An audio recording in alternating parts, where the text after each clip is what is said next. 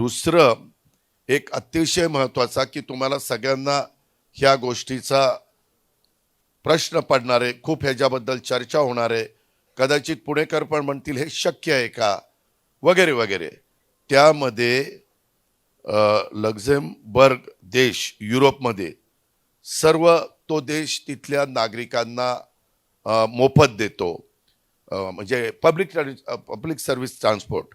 Estonia हे पूर्व युरोपमध्ये, US मध्ये डेट्रॉईट, मियामी, फ्रान्समध्ये त्याच्यामध्ये डर्किक, तसेच युरोपमधील अनेक लहान मोठ्या शहरांच्या मध्ये मेट्रो आणि ट्राम, तर काही ठिकाणी बस सर्वांच्यासाठी मोफत त्या ठिकाणी दिली जाते. तर आम्ही पण मोफत मेट्रो आणि मोफत बस हा देण्याचा निर्णय घेतो. हे तुम्ही पण अचंबित झाला असाल की हे कसं शक्य आहे. तर ते असं शक्य आहे की पुणे शहरामध्ये 30 लाख वाहन आहेत. त्यापैकी 15 लाख वाहनं रोज 1 तास, त्याच्यात तुम्ही पण आहात, आम्ही पण आहेत. आम्ही सध्या नाही आहे मी, कारण मला पोलिसांचं संरक्षण असतं, परंतु माझ्या डाव्या उजव्या बाजूला पण अडकतात त्यामध्ये, म्हणजे ट्रॅफिकमध्ये, नाहीतर पुन्हा आणखी वेगळा. तर त्यामध्ये ही वाहतुकीच्या कोंडीत एवढी वाहनं 1-1 तास अडकतात. त्याच्यातनं जे नुकसान होतं, प्रत्येकाचं अर्धा लिटर पेट्रोल किंवा डिझेल धरलं ते जास्त जळतं. 50 रुपयेच आपण धरू अर्धा लिटरचे, 15 लाख वाहनं, 7.5 कोटी रुपये रोज असे पुणेकरांचे वाया जातात. आणि ते मॅन आवर पण वाया जातात. 150 रुपये गुणिले 15 लाख असे 22.5 कोटी रुपये त्यांच्या मॅन आवरचे होतात. आम्ही 150 रुपये त्याच्यामध्ये धरतोय. एकूण 30 कोटी रुपये रोज पुणेकरांचे खराब रस्ते आणि ट्रॅफिक जॅममुळे नुकसान होतं, बुडतात. 30 कोटी रोजचे म्हणजे महिन्याला पुणेकरांचे 900 कोटी रुपये, 900 कोटी रुपये हे वाया त्याच्यामध्ये महिन्याला वाया जातात. वर्षाचे काढले तर पत्रकार मित्रांनो 10,800 कोटी रुपये. मग तुम्ही मला सांगा, जर 10,800 कोटी रुपये पुणेकरांचे वाया जात आहेत. आज पुणेकर 25-26चा अर्थसंकल्प होता तो 12,600 कोटीचा होता. पिंपरी चिंचवडचा अर्थसंकल्प 25-26चा 9,600 कोटीचा, साधारण 3,000 वर काही कोटीचा फरक. तिथं 3 विधानसभा मतदारसंघ, इथं 8 विधानसभा मतदारसंघ, एवढी मोठी लोकसंख्या. आणि ह्या 12,600 कोटीला आपण जर बघितलं तर 10,800 कोटी हे पेट्रोल डिझेल आणि त्यांचे जे काही तास आहेत, मॅन आवर ज्याला आपण म्हणतो, त्यामध्ये आपण जर मोफत बस आणि मेट्रो केली तर कशी बचत होते ते मी तुम्हाला सांगतो. मेट्रो किंवा PMPML, PMT आणि PCMT एकत्र करून आपण PMPML ही कंपनी स्थापन केली. दोन्ही मिळून 5 अधिक 20 कोटी महिन्याला, म्हणजे वर्षाला 300 कोटी रुपये द्यावे लागतील.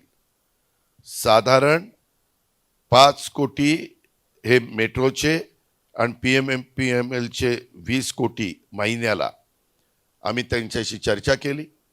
त्यांची ती बिलं, त्यांचं ते तिकीट काढणं, तिथं थांबणं, ते तिकीट काढण्याच्या करता त्यांना जो खर्च येतो ते सगळं बघणं, त्या सगळ्याचा आम्ही विचार केला. मी इथल्या अधिकाऱ्यांची नावं घेत नाही, परंतु निवडणूक लागायच्या आधी त्या अधिकाऱ्यांची मी चर्चा केलेली आहे.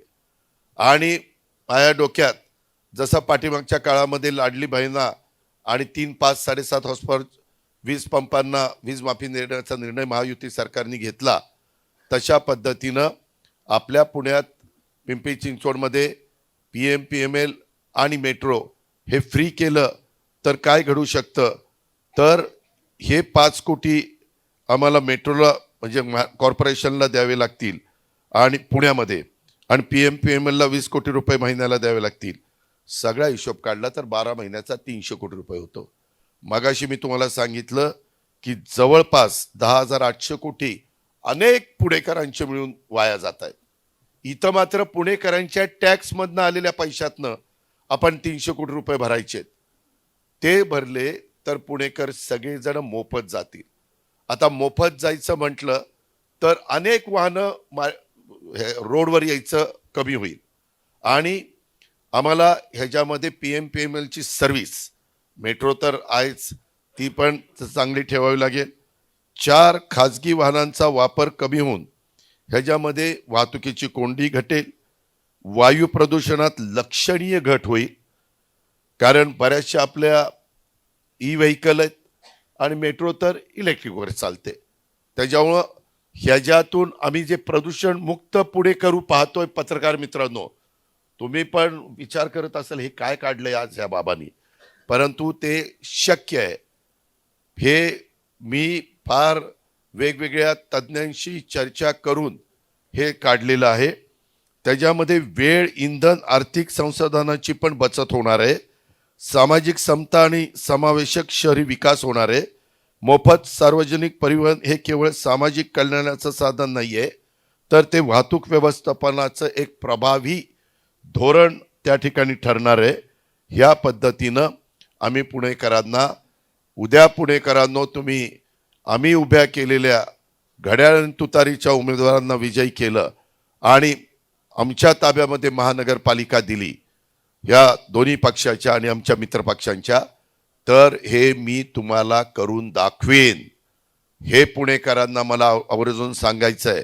आता हे झालं की दुपारपासून काय सांगायला लागला, असं करायला लागला, असं कुठं असतं का, वगैरे वगैरे चर्चा सुरू होईल, परंतु त्याचं सगळे उत्तरं आमच्याकडं आहेत. पुणेकरांनी एकदा माझ्यावर विश्वास टाकावा. जसं विधानसभेला लाडक्या बहिणींनी आणि शेतकऱ्यांनी टाकला तसा.